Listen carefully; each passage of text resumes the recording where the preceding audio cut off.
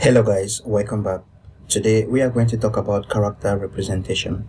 So what is character encoding? To represent different languages all over the world, several kinds of character sets are being used, such as ASCII, Unicode character set, also called as Universal Character Set or UCS.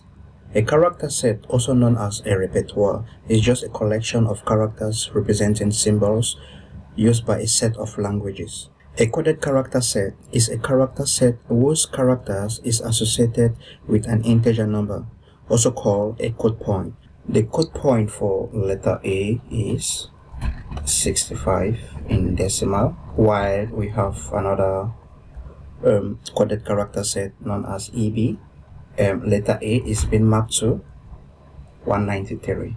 A coded character set is not sufficient for a computer to work with characters.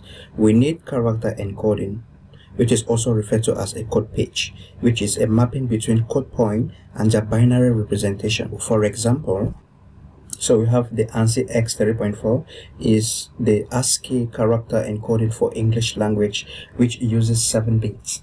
We also have different character encoding such as the ISO 115. This one is used, also referred to as Latin 9, which is also used to encode French characters. We have Windows 1252, the Unicode character encoding, UTF-8, UTF-16.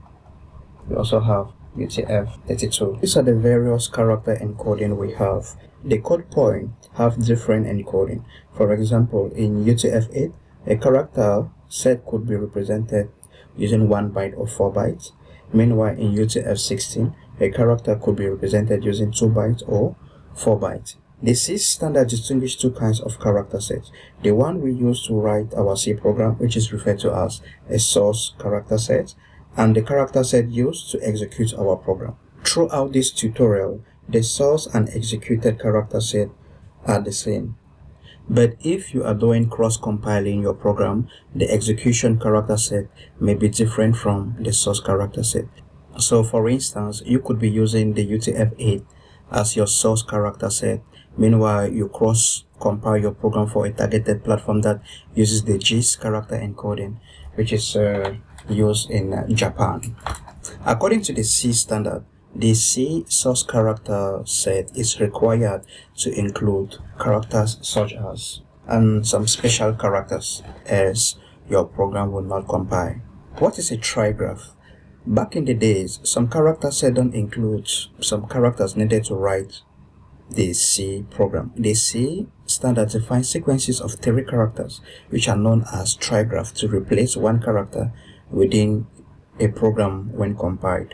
That means, for example, double question mark and an equals to will be replaced by. We also have a digraph. Since I have mentioned trigraph, we also have a digraph which uses 2 characters. Digraph, this is from C94 standard. For instance, we could have the less than and the sign. We could have the square bracket. If you want to print the exact character, you use the /, which is going to remove special meaning from characters. A character literal is represented using single quote, right? With the GCC compiler, you can easily see why it failed. If I compile it without adding the trigraph, it will give me a warning telling me that I'm a multi-character set constant. That is, I'm converting from an integer to a character. I'm like overflowing. If I can suppress warning by adding like trigraph, I have the output that was expected. So this characters is being replaced by the pound symbol. The various character types we have in the C programming standard is we have the char. When you use the char character type, it can either be signed or unsigned depending on the implementation.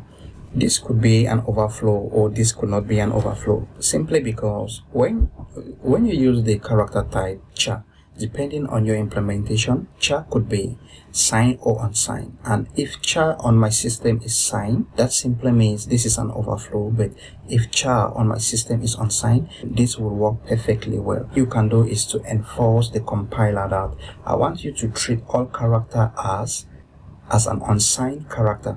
That simply means if it is an unsigned, that extra 1 bit which is being used for the sign would be reserved, will not be used for the sign. Let me compile this program and see. Let me print. The GCC gives us a clear warning that there is an overflow here. You are going to add a compiler flag, which is your foresee an unsigned character. And with this, to compile our program again, we don't have an error except of this at the standard, so we see 99, and I think this should work well. A square box, simply because I'm printing it as a character instead of printing it as an integer. Now this is one important, because you can mix character and integer. Since we know that each character have a code value, I'm interpreting this as a character, so I want to print it as an integer. I have to use the printf specifier as an I, that I'm printing it as an integer. Compile again my program and save the integer number 255. All right. We also have compiler flag f sign that tells the compiler that we want to treat all character as a sign. Not character types always fit a byte whose size depend on the implementation. There is one important characteristics about the unsigned character, is that the unsigned character is different from other types. Its encoding is pure binary representation as stated by the C99. Now there is no hidden bits. That simply means with the unsigned character, we don't have padding bits. To declare a boolean type underscore bool, we have to include the header file, which is a macro that expand underscore bool into bool. Let us wrap up this video by talking about the various limits we have. Limits are not held in variables, but they are expressed in the form of macros. Like we said, a macro is just an alias for something. To run our program, we can see the various values which have been printed in our console. You can open the file limit.h and you will see all the declarations. So it is very simple. Just right click here and go to limit.h. Under this file, you can see all the various defines. Whatever the operation is, an unsigned integer don't have overflow. If the value is bigger than or lower than the minimum or the maximum value defined under the unsigned limit, the value is still defined. Let me give you an example.